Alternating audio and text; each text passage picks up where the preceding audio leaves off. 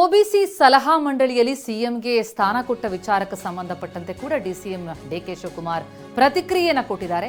ಮುಖ್ಯಮಂತ್ರಿ ಸಿದ್ದರಾಮಯ್ಯನವರು ನಮ್ಮ ಒಬಿಸಿ ನಾಯಕರು. ಸಿದ್ದರಾಮಯ್ಯ ನಾಯಕತ್ವವನ್ನ ಹೈಕಮಾಂಡ್ ಬಳಕೆ ಮಾಡಿಕೊಳ್ತಾ ಇದೆ.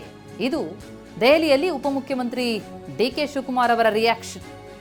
ಒಬಿಸಿ ಸಲಹಾ ಮಂಡಳಿಯಲ್ಲಿ ಸಿಎಂಗೆ ಸ್ಥಾನ ಕೊಟ್ಟ ವಿಚಾರಕ್ಕೆ ಸಂಬಂಧಪಟ್ಟಂತೆ ಡಿಸಿಎಂ ಪ್ರತಿಕ್ರಿಯೆಯನ್ನು ನೀಡಿದ್ದಾರೆ. ಅವರ ನಾಯಕತ್ವವನ್ನು ಬಳಕೆ ಮಾಡಿಕೊಳ್ಳೋದಕ್ಕೆ ಕಾಂಗ್ರೆಸ್ ಮುಂದಾಗಿದೆ. ಸಿದ್ದರಾಮಯ್ಯ ಅವರ ನಾಯಕತ್ವವನ್ನು ಹೈಕಮಾಂಡ್ ಬಳಕೆ ಮಾಡಿಕೊಳ್ತಿದೆ ಎಂದರು ಡಿಕೆಶಿ.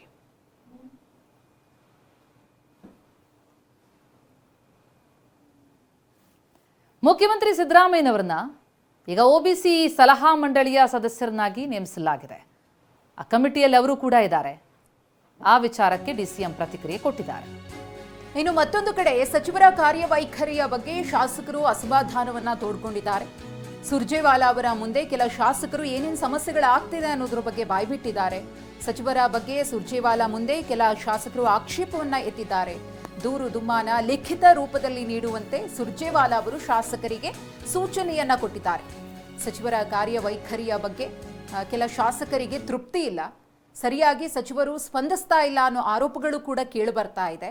ಹಾಗಾಗಿ ರಾಜ್ಯ ಕಾಂಗ್ರೆಸ್ ಉಸ್ತುವಾರಿ ಆಗಿರುವಂತಹ ರಣದೀಪ್ ಸಿಂಗ್ ಸುರ್ಜೇವಾಲಾ ಅವರ ಮುಂದೆ ಇದುವರೆಗೆ ಏನೆಲ್ಲ ಆಗಿದೆ, ಸಚಿವರ ಕಡೆಯಿಂದ ಯಾವ ರೀತಿಯ ಪ್ರತಿಕ್ರಿಯೆ ಸಿಗ್ತಾ ಇದೆ, ಹೇಗೆ ಅದು ಸಂಘಟನಾತ್ಮಕವಾಗಿ ವಿಶ್ವಾಸಕ್ಕೆ ತೆಗೆದುಕೊಂಡು ಹೋಗುವಲ್ಲಿ ಕೆಲ ಸಚಿವರು ಎಡುತ್ತಿದ್ದಾರೆ ಅನ್ನೋದನ್ನ ಸುರ್ಜೇವಾಲಾ ಅವರ ಗಮನಕ್ಕೆ ತರುವಂತಹ ಕೆಲಸವನ್ನ ಶಾಸಕರು ಮಾಡಿದ್ದಾರೆ. 1-to-1 ಸಭೆಯ ಸಂದರ್ಭದಲ್ಲಿ ಈ ವೇಳೆ ಕೆಲವೊಂದನ್ನ ತುಂಬಾನೇ ಗಂಭೀರವಾಗಿ ಪರಿಗಣಿಸಿರುವಂತಹ ಸುರ್ಜೇವಾಲಾ ಅವರು ನಿಮ್ಮ ದೂರುಗಳು ಏನೇ ಇದ್ರೂ ಕೂಡ ಅದನ್ನ ಲಿಖಿತ ರೂಪದಲ್ಲಿ ಕೊಡಿ ಅಂತ ಹೇಳಿ ಶಾಸಕರಿಗೆ ಸೂಚನೆಯನ್ನ ನೀಡಿದ್ದಾರೆ ಅನ್ನೋ ಮಾಹಿತಿ ಸಿಕ್ಕಿದೆ.